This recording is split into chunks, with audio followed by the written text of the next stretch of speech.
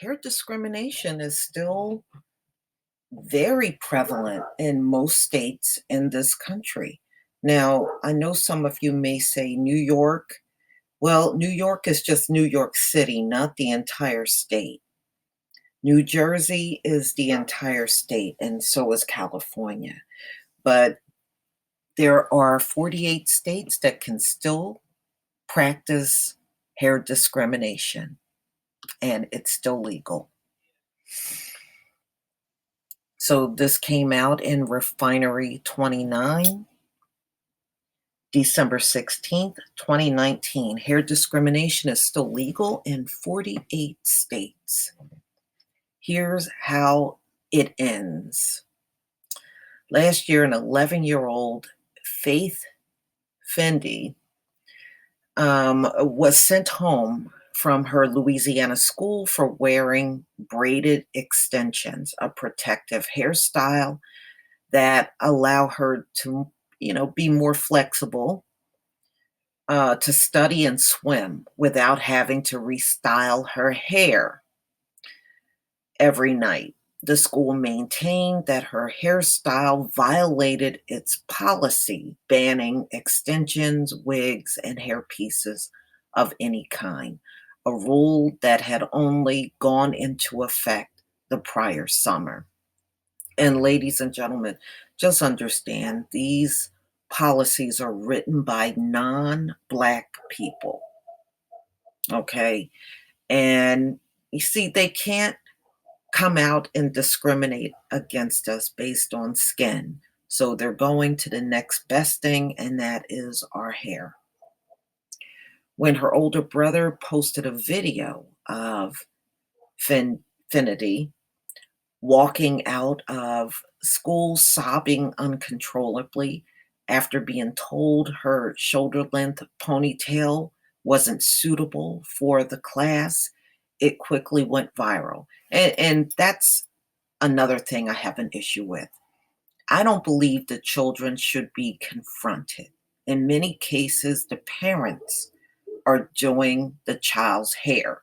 So if you have an issue with the child's hair, you should be talking directly with the parent and not the child. I see plenty wrong with that. You are an adult. You should be addressing another adult.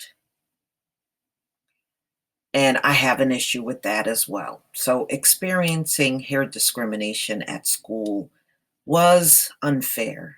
Finity, now 13, tells Refinery 29. I was hurt and disappointed with the principal and staff for creating the policy in the first place.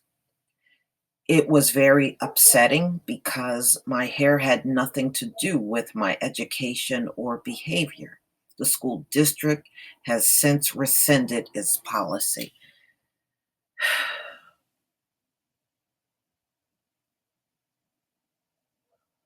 This is just really pathetic. These people obviously have nothing else better to do. For Black people everywhere, especially Black girls and women, experiences like Finity um, are a nightmarish reality. Yes, because either they're getting you at work or they're getting you at school over these hair issues, and apparently it's allowed. It's just more discriminatory practices. Across America, they're being unfairly policed for, their natural hairstyle, even being dismissed from school or bullied at work because those hairstyles have been deemed distracting or unprofessional. By who? Non-Black people? See, that's where I have an issue. You know, no, we should not be policed about our hair. And they go overboard trying to police us all the time. And it's just ridiculous for things that are just ridiculous. And this is definitely one of those things, one of many, actually. Last December, a high school wrestler in New Jersey was forced to cut his hair Remember, he got his locks cut off by a white female that complied to a racist referee. And that should never have happened. That referee should have been removed. But instead of doing the right thing, they gave in to a racist and they cut this child's hair. The referee said Andrew Johnson's hairstyle wasn't compliant with regulation. The incident sparked outrage among the Black community, and New Jersey's Governor, Phil Murphy, said he was deeply disturbed by it.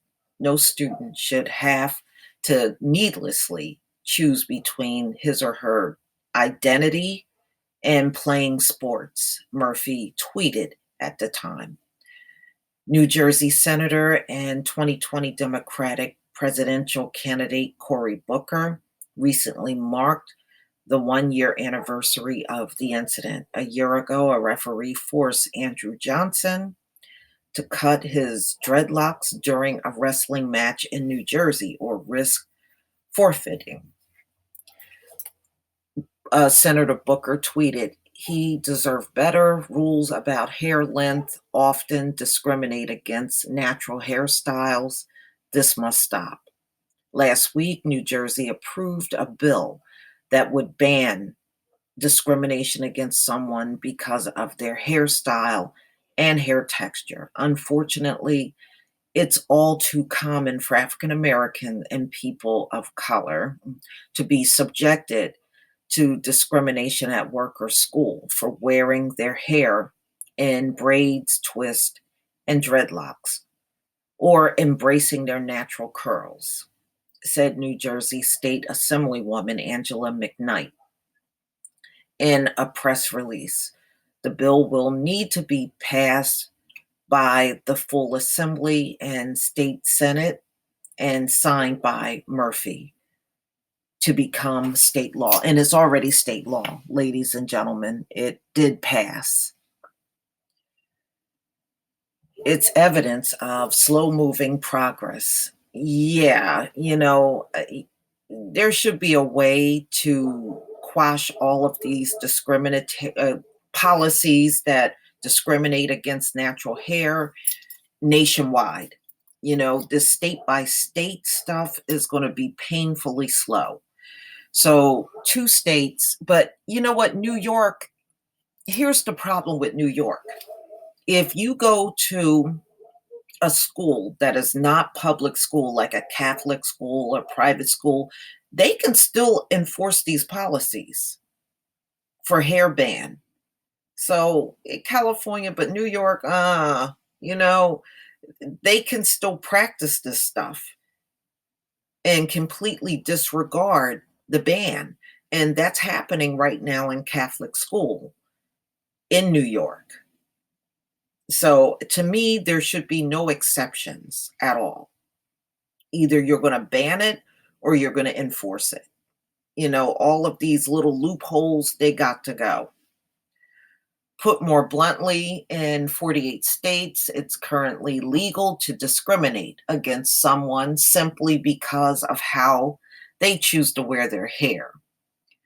As recent as October, a North Carolina judge ruled that while calling a Black woman's natural hair unprofessional qualifies as offensive, it is not legally discriminatory. Yes, it is. I don't care what that judge ruled. I don't care what they ruled. They're wrong. California State Senator Holly J. Mitchell disagrees. "I have worn my locks my entire time in office, and I can assure you my colleagues do not question my ability or professionalism," Senator Mitchell tells Refinery 29, "wearing my hair in braids, twists, and locks should be my protected right to choose and need to be for all Black men and women." Senator Mitchell has been a leading voice in the nationwide battle against hair discrimination. She championed the California statute SB 188, better known as the Crown Act, which Governor Gavin Newsom signed into law in July and goes into effect January 1st, 2020. The law prohibits discrimination based on hairstyle and hair texture by extending protection for both categories under the Fair Employment and Housing Act and the California Education Code. Although the movement began in California, the ultimate goal is to spread the Crown Act legislation to all 50 states. Unilever Unilever, the beauty conglomerate behind Dove, is sponsoring its Progress Through the Crown Coalition, which provides monetary support and hosts town halls and activations. On its website, people can sign a petition to bring anti discrimination laws to their states. This is ridiculous. This is ridiculous we shouldn't be fighting for this kind of stuff. I mean,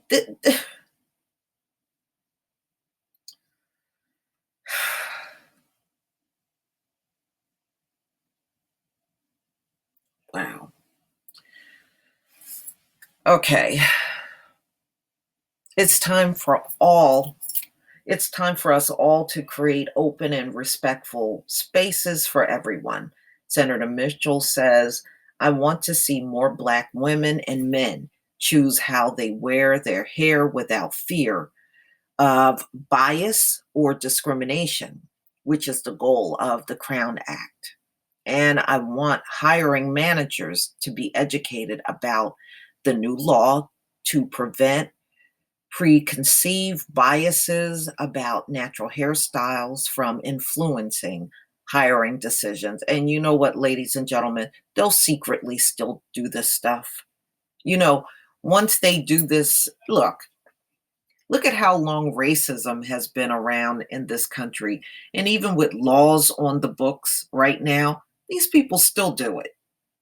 They still do it. They don't pay attention to these damn laws. And the consequences have not been harsh enough. And that's why, they still do a lot of discriminatory practices in hiring and in these schools. Because whenever they are caught, the consequences are never harsh enough for them to stop doing it. In October, Dove hosted a town hall discussion in Los Angeles to celebrate California's landmark legislation. Senator Mitchell served as a panelist alongside award-winning producer and writer Shonda Rhimes, as well as Finity and other Black girls and women who have experienced hair discrimination.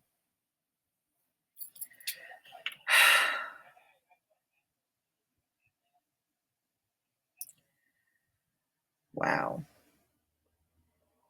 Rhimes, who previously partnered with Dove Real Beauty Productions to change how women are portrayed in film and television. It is an issue that hits close to home. Rhimes said she had tough conversations with her own children about self-image issues stemming from hair discrimination. I have spent real time, with my little ones trying to make one of my daughters feel comfortable with her hair, Rhimes tells Refinery 29. I feel like that must have come from hearing. You know what? I have to tell you, if my child's hair, some teacher or administrator was complaining about his hair, we're going to have a big problem. I think this has gotten to the point where it's ridiculous. You're just trying to find any way to discriminate against Black people. You're looking for any loophole And ladies and gentlemen, as soon as we get over this hurdle, they'll find something else. That's how these folks operate. While Rhimes described passing the Crown Act as making a huge difference, she cautions against settling for the little progress that's happened so far. We've only done it in 2 states right now, and we have 48 to go, she says. I think if discrimination happened because of the color of your hair, like if they said your hair is blonde, you have to go home, people would be in an uproar. Yeah, well, they're not going to say that. I mean, let's be real, they're not going to say that. Not ever. Okay, not ever. But they will find every excuse to pick on our children and make them feel uncomfortable and confront the child when I don't believe they should be doing that. So, ladies and gentlemen, the bottom line is you're going to have to pay attention to the policies that the schools have, wherever your children go. Make sure you know those policies on hair. And if they got those kind of policies, you need to question why. Why are they practicing any kind of discrimination against Black children's hair? So you can address these things on the local level, but this shouldn't be going on at all. You know, I think after a while we get tired of all of this discrimination and excuses, and our poor children, they go to school every year and there's issues coming up about their hair every single damn year. It's gotten to the point where it's absolutely ridiculous. But it is up to the parents to address these issues and make the school answer for it. Why are you discriminating against Black hair and nobody else's hair? So these things need to come into question. They need to be addressed. But for the most part, you must understand what policies these schools have on their books, you know, and really look at all of the policies and make sure they don't have other things in there that are inappropriate. And that's what parents are going to have to do.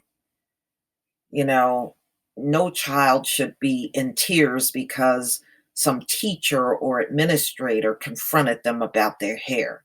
You know, I did a story a few months ago where this little girl couldn't even get her picture taken, her school pictures, because they had an issue with her hair.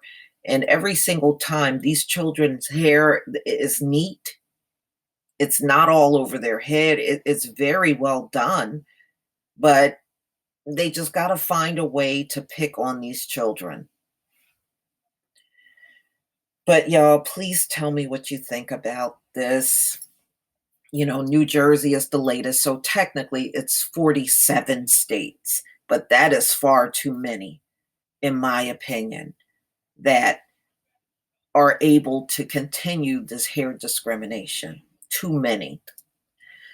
Please leave your comment and subscribe. Don't forget to hit on the notification bell, and I'll see you on the next video. Peace, family.